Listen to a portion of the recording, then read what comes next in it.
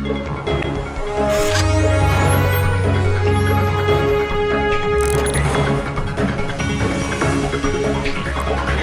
नजरें, सच्ची खबरें।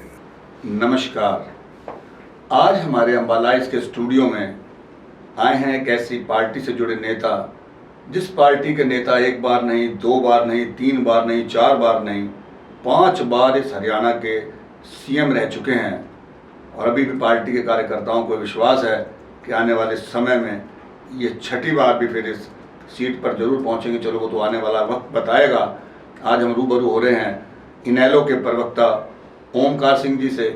ओमकार जी के बारे में एक बात मैं जरूर बताना चाहूँगा कि वैसे तो जो पार्टी सत्ता में होती है, उस पार्टी के नेताओं के बयान रोज़ बरोज़ अखबारों में ज़रूर आते हैं, क्योंकि या तो वो कहीं ना कहीं विकास कार्य करवाए होते हैं या कहीं विजिट करने गए होते हैं।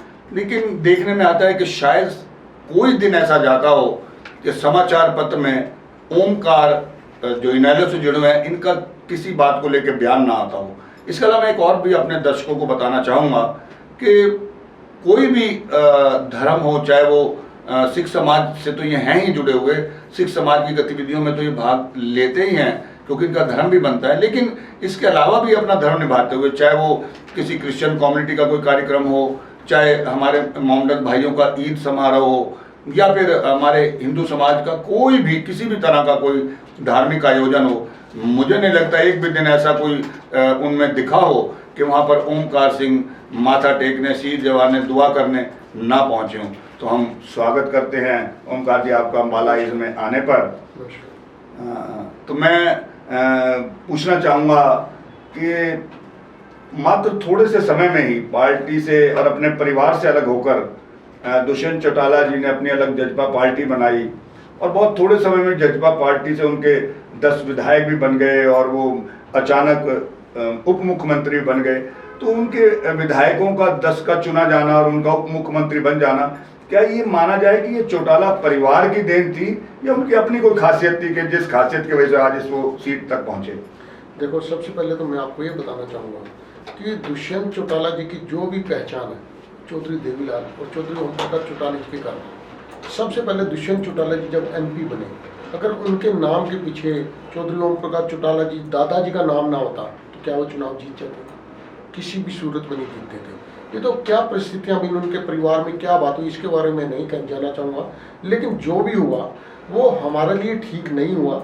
और इनेलो का एक विघटन तो जरूर हुआ, लेकिन बहुत जल्दी इनेलो दोबारा से उभर के आ गई। और अब चौधरी ओमप्रकाश चौटाला जी चूँकि बाहर आ चुके हैं और अभी तो खैर पैरोल पे हैं, लेकिन वो पार्टी को जिस तरीके से मजबूत कर रहे हैं, हमारे को पूर्ण विश्वास है कि बहुत जल्दी हरियाणा में पूर्ण बहुमत की सरकार चौधरी ओमप्रकाश चौटाला जी बनाएंगे और उस व्यक्ति को नेतृत्व देंगे जिसको वो चाहे। ओमकार जी, जब से जजपा बनी है इसमें बगावती सुर रोज बरोज कभी किसी नेता के कभी किसी भी नेता के उठते रहते हैं। तो क्या समझा जाए कि जो जजपा से जुड़े हैं लोग वो पार्टी पर पूरी तरह से विश्वास नहीं कर पा रहे या उनके नेता उनकी उम्मीदों पर खरे नहीं उतरे? क्या कारण हो सकता है ऐसा जो ये बगावत? वैसे तो दूसरी पार्टी के बारे में हमारे को नहीं किंतु परंतु करना चाहिए, लेकिन क्योंकि ये पार्टी हमारे परिवार से में इनमें से ही निकल के गई है तो इसके बारे में थोड़ा बहुत तो मैं कह सकता हूँ। इसमें क्या है, जो भी इसके MLA जीत के आए हैं वो पहले तो जजपा के नहीं है। जजपा का कोई कैडर वोट नहीं है। कैडर वोट तो था इनेलो का जो जजपा के पास चला गया और बहुत सारा वोट और नेता बहुत सारा वापस आ रहे हैं। जो जजपा के कैंडिडेट जीत के आए उनकी जो विचारधारा थी वो चौधरी देवीलाल की विचारधारा नहीं है। वो तो मौका प्रस्ती देखकर जहां इनकी जरूरत थी वहां इनसे हेल्प लेके वो बने तो इंडिपेंडेंट अपने जैसे रामकरण काला है शाहबाद से, वो कैंडिडेट तो इनेलो के थे। उन्होंने मौके पर जजपा ज्वाइन करी, मतलब इनका कोई कैडर आधार नहीं था जिसकी वजह से इनकी मेंटालिटी, इनकी जो विचारधारा है इनके कैंडिडेट से नहीं मिलती। अब राम कुमार गौतम को ले लो, उनकी विचारधारा चौधरी देवीलाल की विचारधारा नहीं। यही कारण है कि वो कहीं ना कहीं आपस में डिस्प्यूट फंसा रहता है। जितने भी इनके कैंडिडेट जीत के आए हैं वो कैंडिडेट अगर तो बेसिकली इसी विचारधारा के होते तो इनमें मतभेद ना होता। इनमें मतभेद होने का कारण ये कि उनकी विचारधारा अलग है, इनकी विचारधारा अलग है, जो कई मौकों पर समाज के सामने स्पष्ट हुई। ओमकार जी, जैसे बसपा से समझौता हुआ है इनेलो का और बसपा के वो धुरंधर नेता जिनकी वजह से बसपा हरियाणा में आज की तारीख तक जीवित रही थी और उन जैसे वरिष्ठ नेताओं को कुमारी मायावती ने पार्टी से निकाल दिया, और उनको निकालने के बाद ये कह रही है कुमारी मायावती कि इन्होंने जो इनेलो को ज्वाइन किया है ये क्या करेंगे, ये तो चले हुए कारतूस हैं। तो क्या माना जा सकता है वो चले हुए कारतूस इनेलो में आने के बाद भाजपा के वोटों पे कारतूस का काम कर पाएंगे? देखो, ये कहना कि कोई चला हुआ कारतूस है, ये तो ईश्वर के हाथ में है। कौन सा पत्ता कब काम आ जाए कोई नहीं कह सकता। हाँ, बसपा का बहुत सा आधार कैडर आज इनेलो में शामिल हो गया, समझौता नहीं हुआ। उन्होंने बसपा पार्टी छोड़ के इनेलो को ज्वाइन कर लिया। मतलब चौधरी देवीलाल की नीतियों को विश्वास में लेते, विश्वास करते हुए उन नीतियों का अनुसरण करने के लिए इनेलो में शामिल हुए। हमारे लिए बहुत खुशी की बात है। हमारे पास किसान की कमेरे की वोट तो पहले ही थी, अब हमारे दलित भाइयों की और बसपा की नीतियों को ग्रहण करने वालों की वोट भी हमारे पास आ गई है। इससे हमें बहुत अच्छा बेनिफिट आने वाले समय में आएगा। और मैं समझता हूँ कि इन्हीं भाइयों की वजह से, क्योंकि इनके साथ में बहुत आधार और कैडर वोट जुड़ा हुआ है, आने वाले समय में चौधरी ओम प्रकाश चौटाला की बहुत बड़ी ताकत बन के सामने आएंगे। और अगले विधानसभा चुनाव चाहे वो कब भी हो, 100% इनेलो जो है एक बड़ी ताकत बन के सरकार बनाए। बसपा एक राष्ट्रीय पार्टी है, हर लोकसभा चुनाव में, हर विधानसभा चुनाव में वो अपने कैंडिडेट खड़े करते हैं, लेकिन उनका मतलब कोई एमएलए बन नहीं पाता, बनता भी तो एक आध बनता है। अब मेरा ख्याल ये शायद इनेलो की वजह थी, जो एक दफा जब समझौता हुआ था इनेलो और बसपा का, तो अमन कुमार नागरा यहाँ से एमपी बने थे, तो अब ये दोबारा से फिर समझौता हुआ, तो माना जा सकता है इस बारी एमपी की सीट फिर से इनेलो और बसपा के खाते में आ सकती है। मैं आपको स्पष्ट करना चाहूंगा, हमारा बसपा से समझौता नहीं हुआ है। बसपा के जो कैडर नेता थे, बड़े नेता थे, उन्होंने इनेलो ज्वाइन कर लिया, और इनके ज्वाइन करने का हमें हर एक हल्के में 90 के 90 हल्कों में हमारे को बेनिफिट मिलेगा और हमारा इससे आधार बढ़ेगा।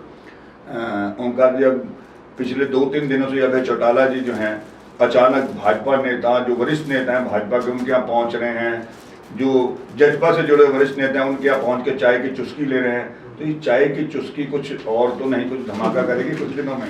मैं आपको ये बताना चाहूँगा कि आज हरियाणा प्रदेश का हर एक व्यक्ति, आम जन परेशान है, चाहे वो किसान है, मजदूर है, सरकारी कर्मचारी है, प्राइवेट नौकरी करने वाला व्यापारी है, हर एक व्यक्ति कहीं ना कहीं परेशान है। और तो और स्कूल के बच्चे भी परेशान है। एक छोटी सी बात कहना चाहूँगा, अभी तक ये सरकार 10वीं का रिजल्ट नहीं दे पाई है।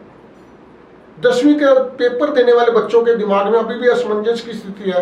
कभी तो सरकार कह देती है 8 तारीख को रिजल्ट घोषित करेंगे, कभी 20 तारीख को रिजल्ट घोषित करेंगे, कभी कह देते हैं साइंस का पेपर लेंगे जिन्होंने मेडिकल ज्वाइन करना है। मैं सिर्फ ये पूछना चाहता हूँ आपके चैनल के माध्यम से, क्या 1 साल बच्चे साइंस का पेपर नहीं देंगे तो क्या हमारे बच्चे पिछड़ जाएंगे, या पेपर देके हमारे बच्चे नासा में वैज्ञानिक लग जाएंगे? इस वक्त कोरोना की महामारी चल रही है, इस वक्त तो समझौते की बात है। बच्चों का रिजल्ट जल्दी से डिक्लेयर कर देना चाहिए। और दूसरी बात जो आपने बोली थी अभय चौटाला की, आज हरियाणा प्रदेश का हर एक वर्ग इस सरकार से परेशान है। वो देख रहा है कि कौन उनकी आवाज बने। और जब से लॉकडाउन बना है, आपने देखा होगा कि जिम्मेवारी तो विपक्ष की है, कांग्रेस की 31 सीट है उसके पास। उन्होंने आज तक किसी भी मुद्दे पर आवाज नहीं उठाई भी है तो पीछे लग के उठाई है। पहले चौधरी अभय सिंह चौटाला की आवाज उठाते, उसके बाद सेकंड, तीसरे या चौथे दिन उनकी आवाज आ जाती है। आज जो हरियाणा प्रदेश में विपक्ष की भूमिका अदा कर रहे हैं, सिर्फ और सिर्फ चौधरी अभय चौटाला जी कर रहे हैं। और विपक्ष के नेता भी और सत्ता पक्ष के नेता भी इस चीज को समझ रहे हैं कि आने वाला समय इनेलो का है। अभी देख लो 9 महीने हुए, 4.25 साल बाकी हैं, और 4.25 साल पहले लोग सत्तारूढ़ पार्टी को और दूसरी पार्टियों को छोड़कर अभय चौटाला जी को अगर ज्वाइन कर रहे हैं, ये एक संकेत है, आने वाले तूफान का संकेत है कि आने वाले समय में चौधरी ओम प्रकाश चौटाला जी और चौधरी अभय सिंह चौटाला जी हरियाणा की सत्ता में काबिज होंगे और जनता की सेवा करेंगे। सत्ता के लिए काबिज नहीं होंगे, क्योंकि हमारा शुरू से एक असूल रहा, हमने जब भी पार्टी सत्ता में आई है, इन्होंने गरीब की, कमेरे की, मजदूर की आवाज उठाई है और उनका फायदा किया है।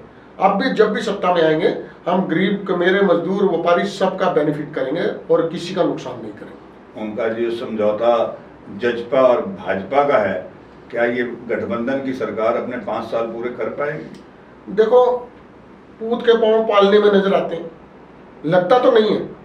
बाकी आगे इनके नेताओं को पता होगा, क्योंकि कभी तो जजपा वाले लड़ने लग जाते हैं, कभी भाजपा वाले अनिल विज जी टांग खींचने लग जाते हैं मुख्यमंत्री जी की, आपस में इनका डिस्प्यूट पैदा हो जाता है।